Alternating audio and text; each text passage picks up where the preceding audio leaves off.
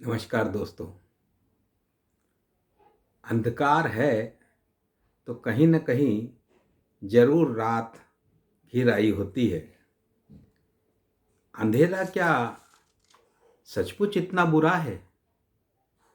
उजाले क्या हमेशा अच्छे ही होते हैं?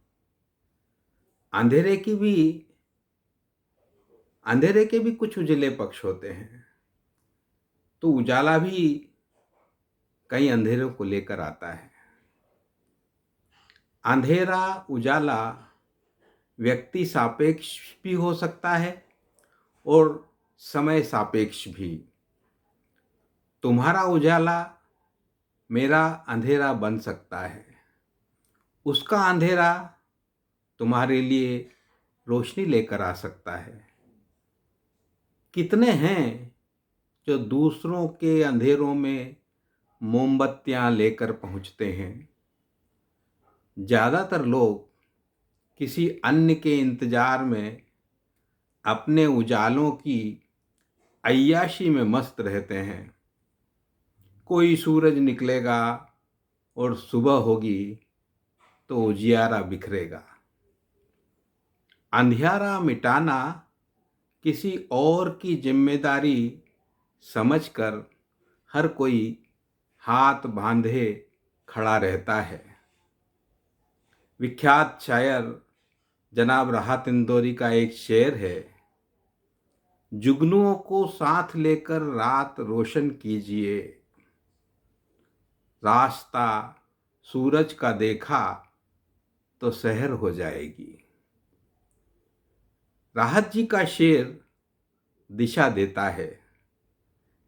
कवि जुगनुओं को साथ लेकर अंधेरे की दीवार को भेदना चाहता है। इसमें सामूहिकता और कमजोर की एकजुटता को ताकत को इसमें कमजोर सामूहिकता और कमजोर की एकजुटता की ताकत को इस शेर में रेखांकित किया गया है। ये अंधेरा क्यों समाप्त करना चाहता है कवि? कहीं न कहीं इसके पीछे अंधेरे के खिलाफ प्रतिरोध की भावना समाहित है। प्रतिबद्धता और उसकी पक्षधरता के दर्शन का पता चलता है।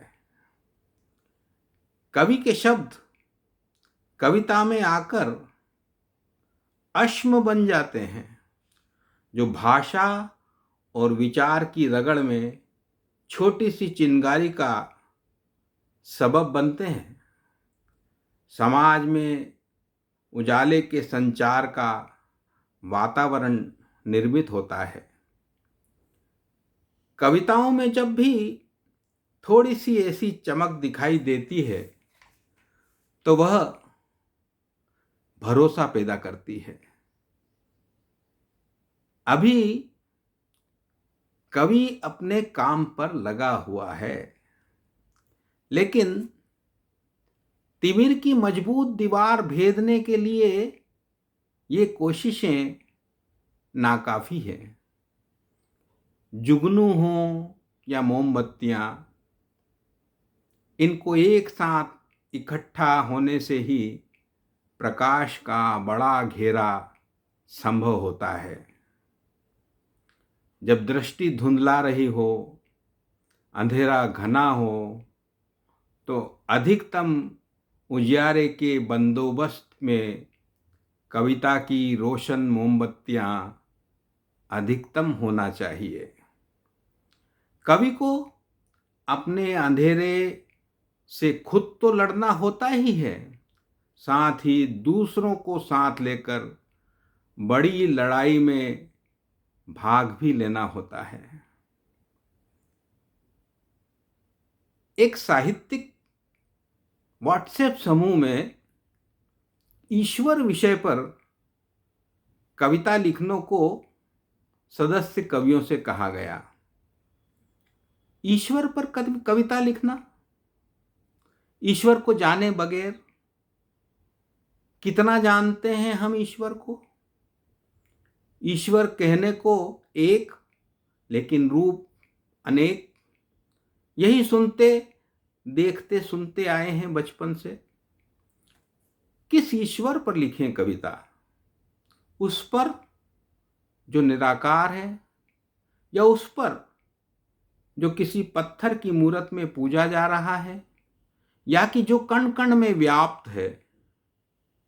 यदि वह कण कण में हर एक प्राणी मात्र में विद्यमान है, तो क्यों दुखी है, क्यों कष्ट में है, क्यों परेशान है ईश्वर?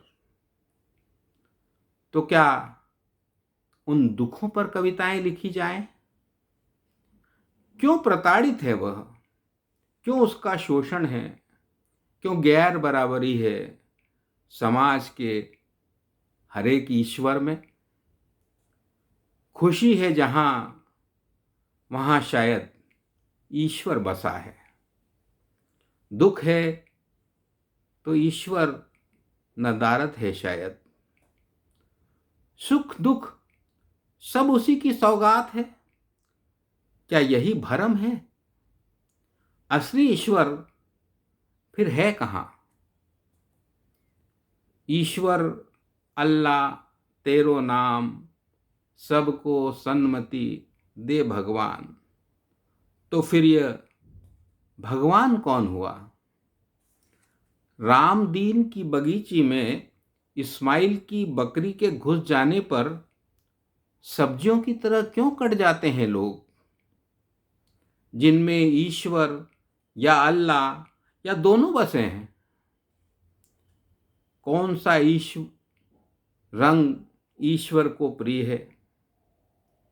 कौन सा रंग ईश्वर को प्रिय है?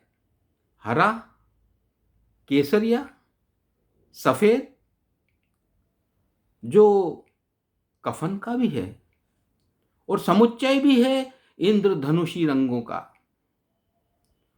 सुर्ख रंग आंसुओं का क्यों हो जाता है? ईश्वर के बंदों की आंखों में आंसू का रंग सुर्ख क्यों हो जाता है? क्यों फांसी पर चढ़ जाते हैं अन्नदाता ईश्वर?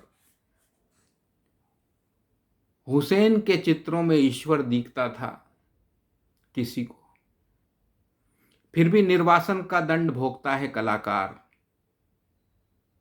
ईश्वर को देखने की दृष्टि ईश्वर नहीं देता।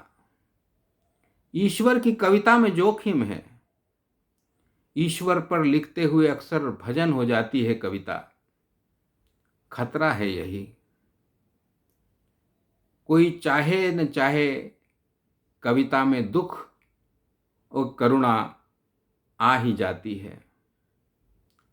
सुख होगा, खुशी होगी, तो ईश्वर की कविता में वो आध्यात्मिक या दार्शनिक हो जाएगी।